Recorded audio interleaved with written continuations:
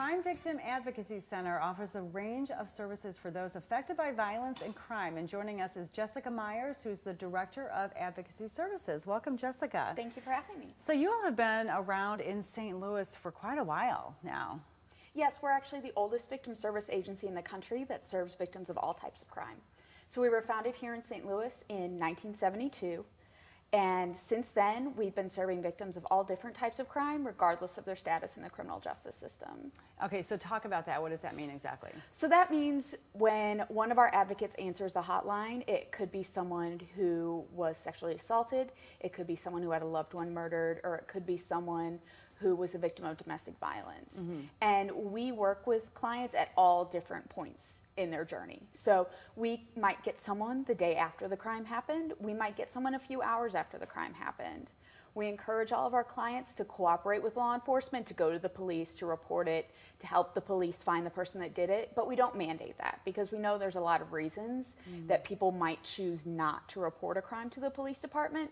And so we want to be respectful of that. We also offer services for people who have reported it but may not have had an arrest made. We know not all crimes have an arrest made, and so we're an agency that they can come to in that time before an arrest is made. So typically, does it start with a phone call? You get a phone call? The majority of our clients come to us through the phone. Most of the clients that come to us, they call us first. We do have some outreach for domestic violence victims and homicide victims' families through our partnerships with the police department.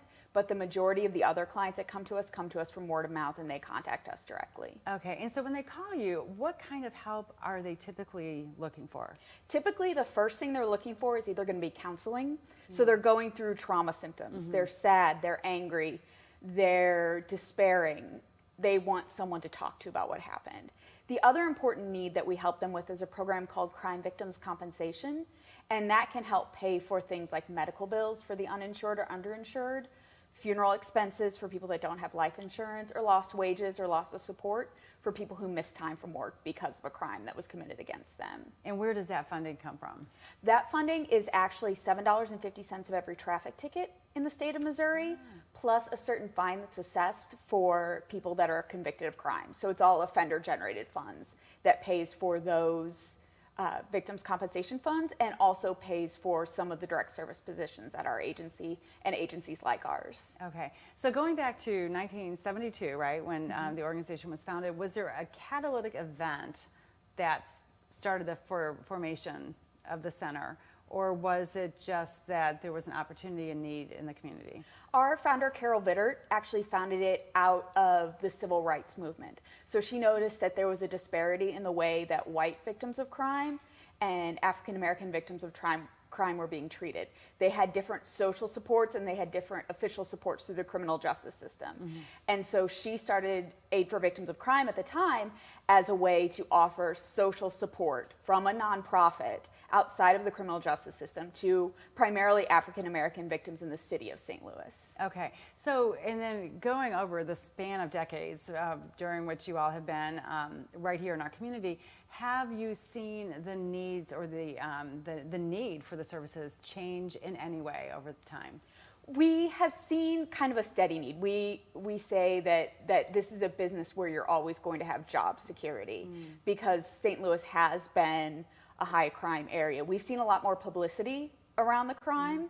We've also seen our ability and our resources change. So when I started 12 years ago, there were many more social service resources that we could refer people to. More food banks, more help with relocation, community resources like that. And so that has been diminishing, but we've had places like the United Way, which we're a United Way agency, they've stepped up and have their 211 services.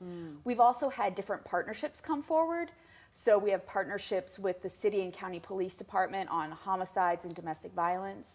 In 2012, we merged with Legal Advocates for Abused Women. So now we have specialty domestic violence services for both male and female victims of domestic violence, regardless of sexual orientation or gender identity. Okay, so you've really, your services have increased and changed in many ways over these years. Absolutely. All right, Jessica, we're going to take a quick break. We're going to come back and talk more about the organization and some of your upcoming events. Stay with us at STL Live. We'll have more with the Crime Victim Advocacy Center after this break.